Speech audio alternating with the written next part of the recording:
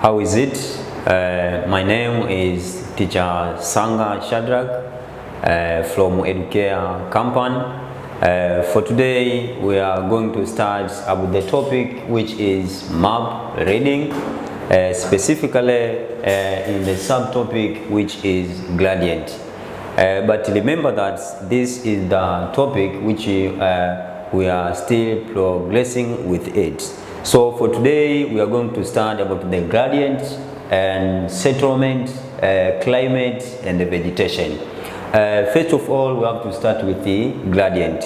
What is gradient? So when we talk about the gradient, this is the ratio between the vertical increase and the horizontal distance or horizontal equivalence.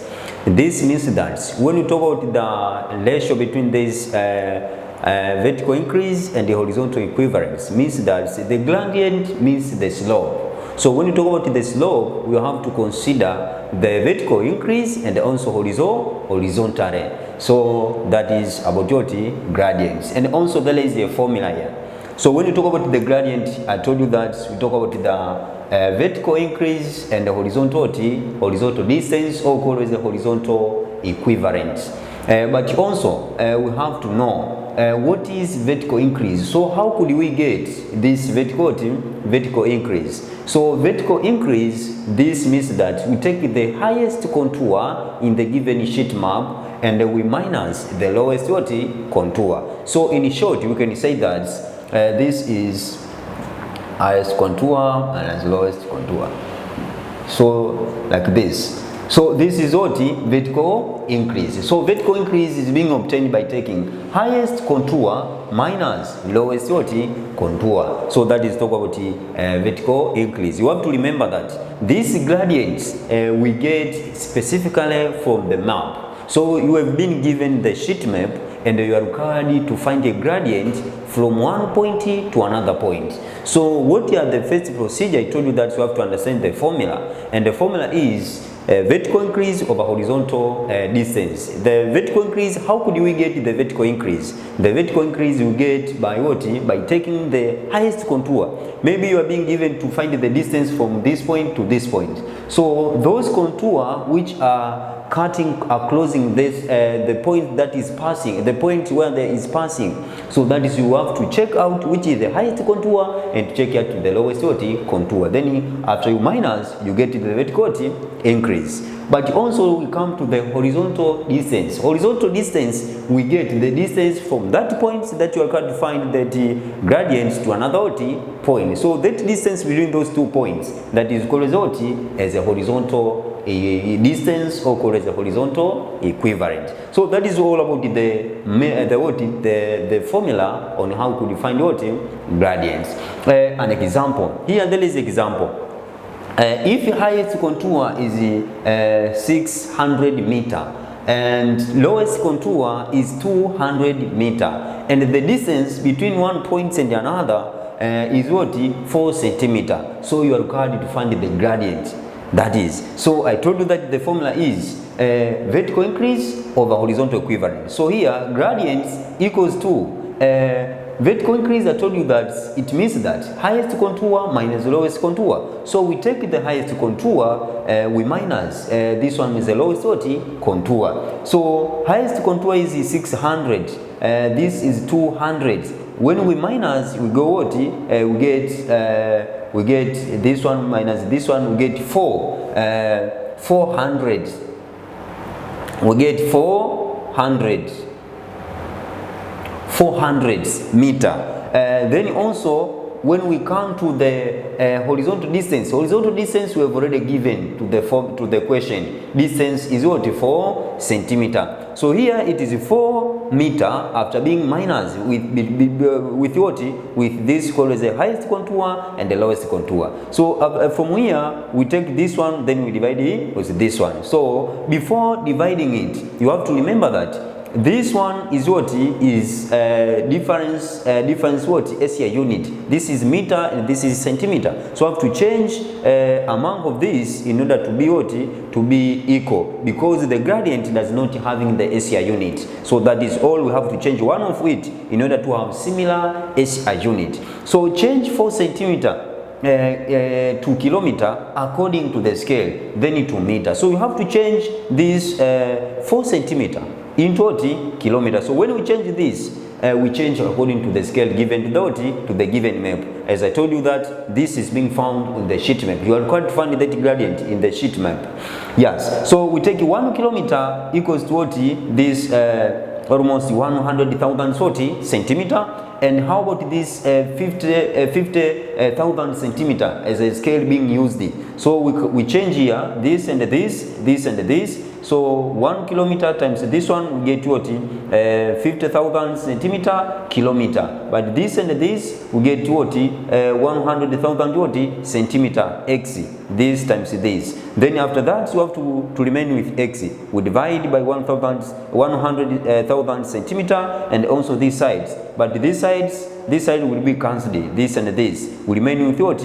X. After dividing this and this, we remain with what? A half. So by 50,000 is 1. By 50,000 we get what? 2. So we remain with x equals to a half kilometer. And then we come, if 1 centimeter is a half kilometer, as this one we get. So if 1 centimeter is a half kilometer, how about 4 centimeter?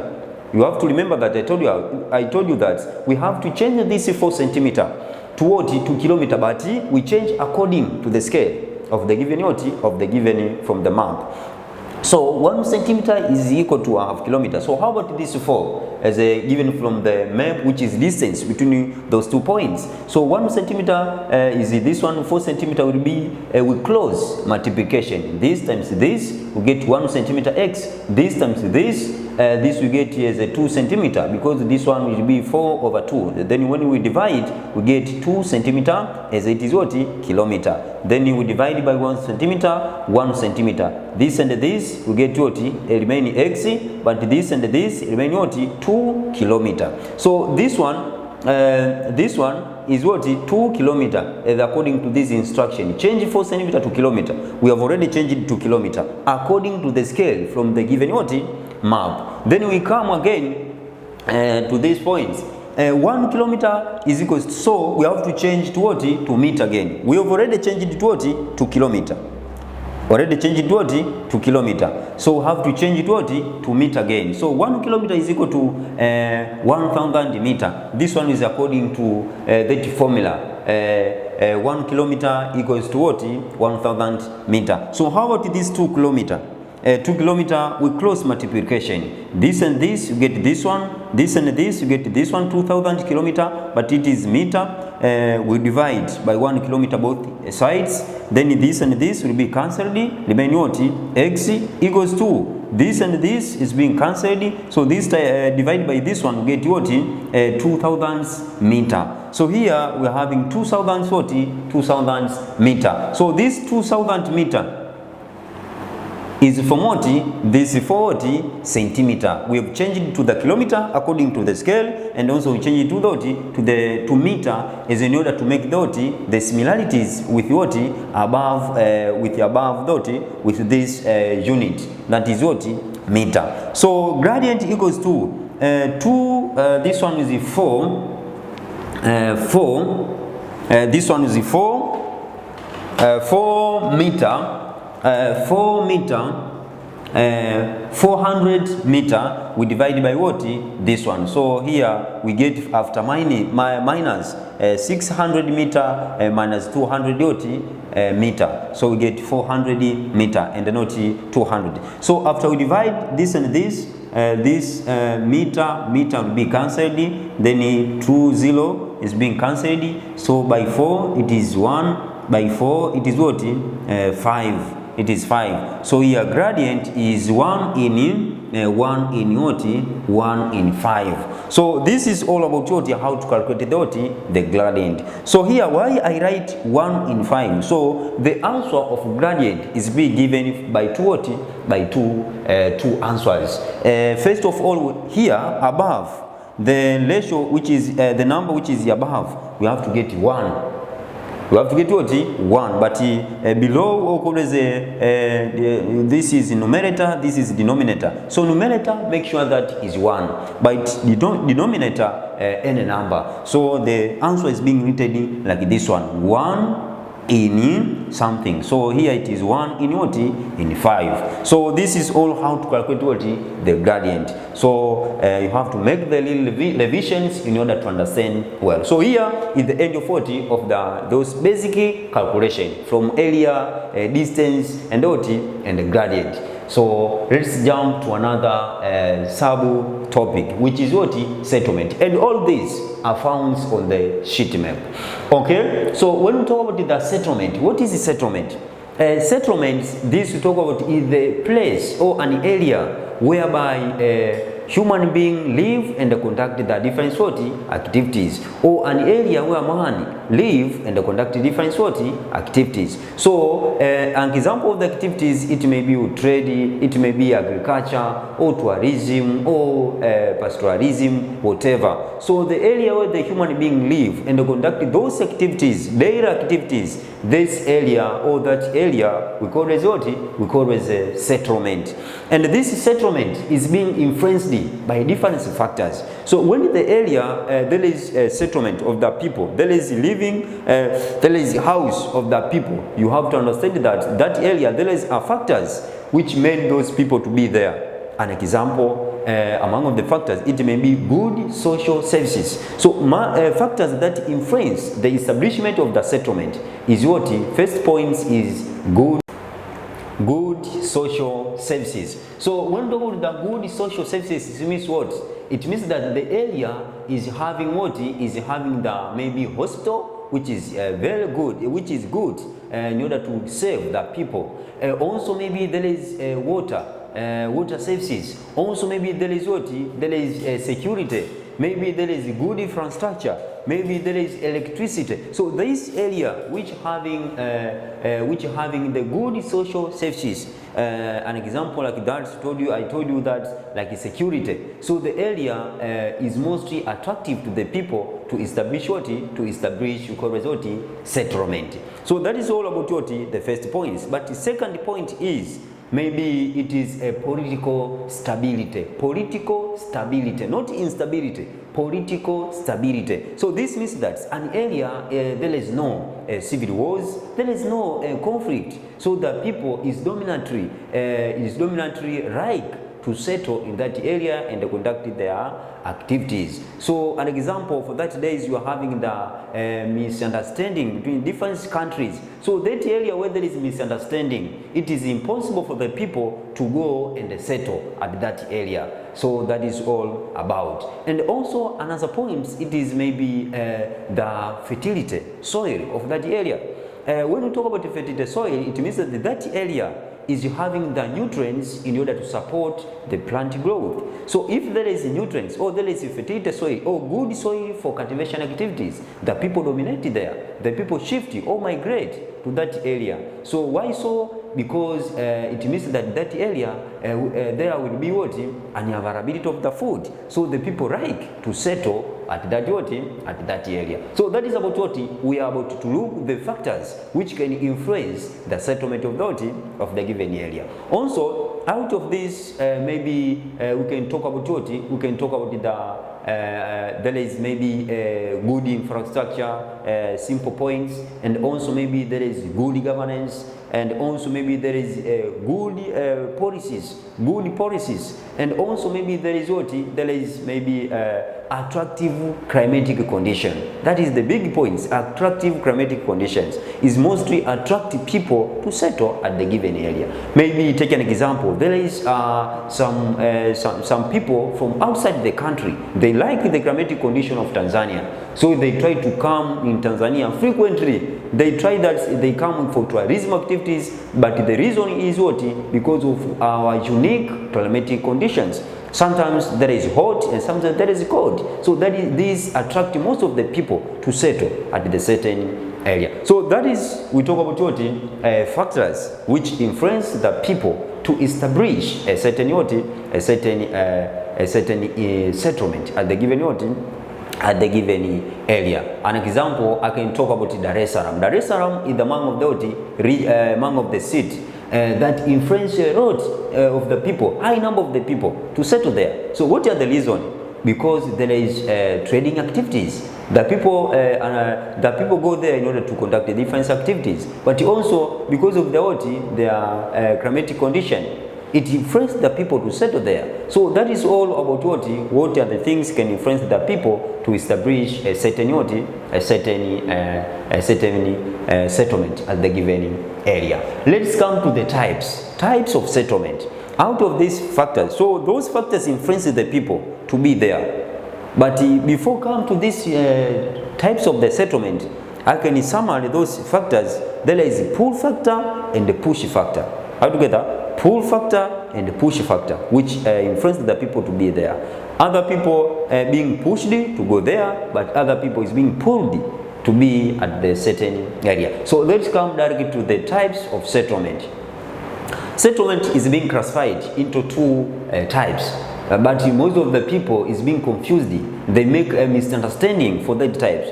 Other they say that there is 3 types of settlement, but that is not true. We are having only 2 types of settlement. We are having urban settlements and you are having rural settlement. So when we talk about these urban settlements, what is that? Urban settlements, these is the types of the settlements whereby there is high number of the people or high percentage of the number of the people they are not involved in they are participating in non-agricultural activities. So that is urban. So when you talk about urban, maybe I can say 80% of the people which are found in that area, they are conducting non-agricultural activities. That is urban. It means that the people living there, they conduct maybe tourism, they conduct trade, they conduct navigation, different activities that is non-agricultural, that you can call it as urban. So that is, so in the area where there is high number of the people that are not engaging in the agriculture. So, but when we come to this rural settlement. So rural settlement is the types of settlement whereby a high number of the people engage. In urban, the high number of the people engage in non-agricultural activities. But when you come to rural, it means that high number of the people engage in agriculture. Maybe 80% of the people which are found at a certain area, when they are participating in agricultural activities, that is called as a rural settlement. It means that, and also the number of the people is being low. Most of the people are living scattered. The house is being built scattered. That is can call as the rural area. But a big features of the rural settlement and the urban settlement is the people, the activities that is being conducted by that people. In rural, mostly of the people depends on the agriculture, but in urban, most of the people depends on the activities which are non-agricultural activities. It means that they conduct other activities. So this is two types of settlement: urban settlement and rural. Also, there is types of settlement pattern. You have to listen careful. You have to listen careful. There is types of settlement, and we are having types of settlement pattern. Types of settlement we have already discussed. But how about the types of settlement pattern? Settlement pattern, it means that the way those house is being constructed, the way those house is being constructed. So that is pattern. Or can call the layout of the settlement. The way this settlement is being arranged, that is settlement pattern. So don't confuse that we are having types of settlement which are urban and rural. No, we are settlement pattern are 3. We are having nuclear settlement pattern, and also we are having linear settlement pattern, and also we are having scattered or sparsely settlement pattern. So let's start with nuclear settlement pattern. Nuclear settlement pattern is the types of the settlement pattern whereby the house is built maybe around a certain social activities or a certain social services. The house is being built very closely around a certain social activities. An example, the people can construct a house. Maybe take an example. This is maybe hospital.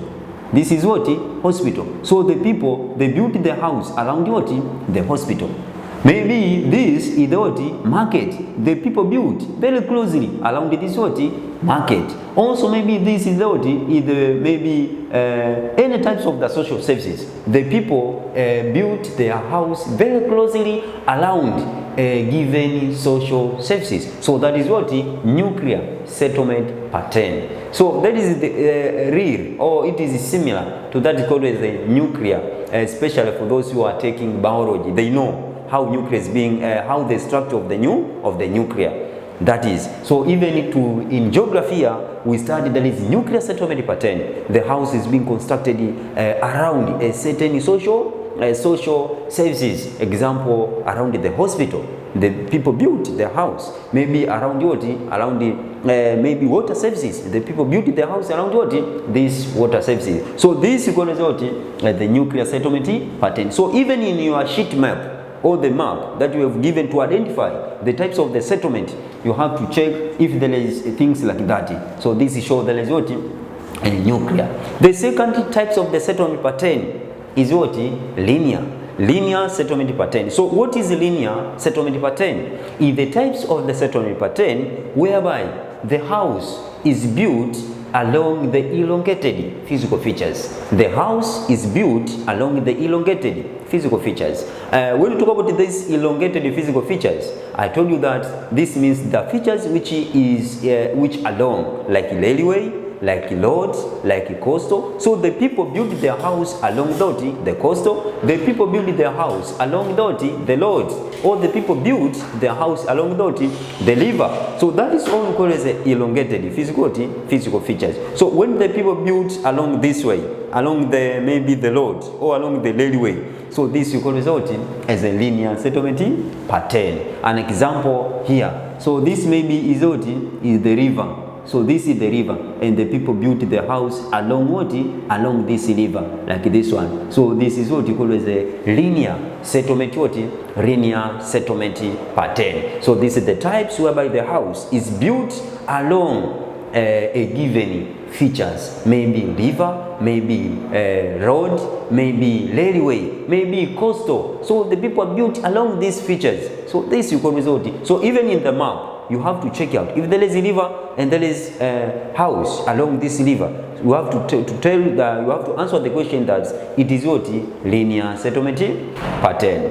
Okay, let's come to the last types of the settlement pattern, which is sparsely. Other students or other teachers that we call with a scattered settlement pattern. So what is this scattered settlement pattern? Is the types of the settlement pattern whereby the house is built scatteredly, separately. So you see one house is there. So an example, the first house is here, another house is there, other house is here. Are being scatteredly, separately from one house to another. So this is called result sparsely settlement pattern. So and this it is commonly in the what? In the rural area. So the rural area are mostly found these what types of the settlement pattern. The way houses are built is built separately. One house is there and another house is what? Is there. So this is called result sparsely settlement pattern. Like in our diagram here, one house is here, and here. So this is called result sparsely settlement pattern. So you have to understand. So when we are being asked a question, what are the types of the settlement pattern? We are having nuclear, linear, and sparsely. But when we are being asked what are the types of the settlement, we are having rural and urban. Only that. So that is all about. Let us come to another subtopic, which is climate.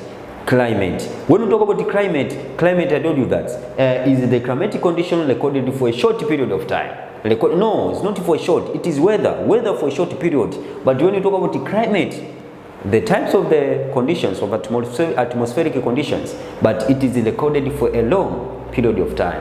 So example of the climate, we are having equatorial, tropical, deserts, tundra, and so on. But here on the given sheet map, mostly usable types of the climate in the sheet map, we are having tropical, equatorial, and sometimes desert, but mostly it is equatorial and the tropical or savanna. So this only the map obtained by. So how could we identify the climate on the given map? So to identify the climate on the given map, it depends for almost 3 things. First, you have to check out the latitude, where the map it found, the latitude of the given map, and it is being placed, I think, in your this horizontal line that is called as a latitude. So we have to check the latitude there is found from where. Example, if it is on 0 up to 5, this means that the area is what? Equatorial. And if it is 6 up to 10, this means that the area is what? Is tropical. But if it is from 11 up to 20, this means it is what? Savanna. But if it is from what? 20 and continuously, that is called as what? As desert. So that is about what? Called as how to check the climatic condition of an area of the given sheet map, but by looking the what? Latitude. Also, there is vegetation. We have to consider. So we are having 3 main factors which help us to identify the climate of the given sheet map. I told you that the first is what? Latitude. Latitude is identified like that. So if it is from 0 to 5, this means equatorial. 6 to 10, this means tropical. But 10 from 11 up to 20, this means what? This means savanna. But 20 and continuously, this may be hot desert or semi-desert or hot desert. So that is all about what? Climate. But also vegetation cover. If there is denser vegetation cover, this means that the area is being covered by what? Equatorial. It is equatorial because there is high rainfall. So if you look to your sheet map, you see there is denser forest. You have to say that it is equatorial types of the map on the given the given map. So also if there is scattered vegetation, or can call as those called as scribes, thickets, so it means that the area there is a scribe. Example, you are tropical, seasonal swamps, food crops, and scribes with what? Thickets. So this means that the area is what? Tropical. So the map which are having scribes, which are having thickets, also we are having food crops. So it means that the area is being covered by what? By tropical. So this, how could we identify? By using what? Vegetation. Also, if there is bare land, there is no vegetation, it means that the area is what? Is classified by what? By in terms of semi-desert or called what? Desert. But also, out of this, we are having water bodies. If there is big water bodies like ocean, big rivers, it means that the area, big seasonal swamps, it means that the area is what? Equatorial. But if the area is having few rivers, or there is a few seasonal swamps, the area is tropical. But if there is no water bodies, it means that the area is what? The area is desert, is being in the side of what? Of desert. So you have to understand that climate identified by what? By those called as 3 factors: water bodies, called as vegetation cover, and the climate. That can help you to identify the types of the climate. So that is all about. But also in the equatorial, if there is those crops which need high rainfall, like sisal, like tea, it means that the area is what? Is equatorial. Why? Because equatorial is in high rainfall. So even those crops need high rainfall. So it means that the area is what? Is equatorial. Finally, we have to check out vegetation. How could you identify vegetation on the given map? Vegetation on the given map is being identified by using the different factors. But we are having 2 types of vegetation. We are having natural vegetation and we are having artificial. Natural vegetation means that those non-man-made vegetation. It is not planted by human being. It is naturally occur at the given area. So even artificial, it means that it is the man-made vegetation. It means it is planted by what? By human being. So how could we identify on the given map? So we have to look out which types of the natural vegetation and also which types of artificial. An example, if the map is having the food crops or cash crops, it means that it is artificial types of the vegetation. But if the area is being classified by what? Mangrove, God was a different trees which is out of the what to being planted by human being. That is means what natural vegetation. So that is all. How could you identify the vegetation, climate, and what and the settlement on the given what on the given sheet map? But also lastly here we are having the factors which contribute to the distribution of the vegetation. So why some areas are having denser forest, others is not having the denser forest? There is different activities, maybe construction activities, maybe fertility soil, maybe human activities like deforestation to cut down trees. So that is why on the Earth's surface we are having different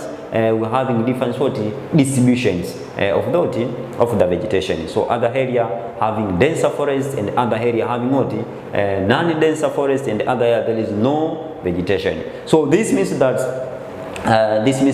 there is something that is being happened to that area. That's why the vegetation are differ. So when we are being asked what are the types of vegetation on the given map, you have to check out if it is vegetation, it is natural or what artificial. Then lastly, there is a question here, which is relevant from what we have discussed.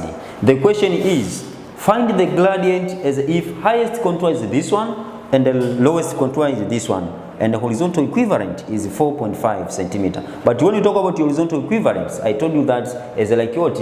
As like horizontal distance. So and the scale is 1:, this one. So it is simple compared from what? From the example at the beginning. So by saying so, that is for today and here, and thank you.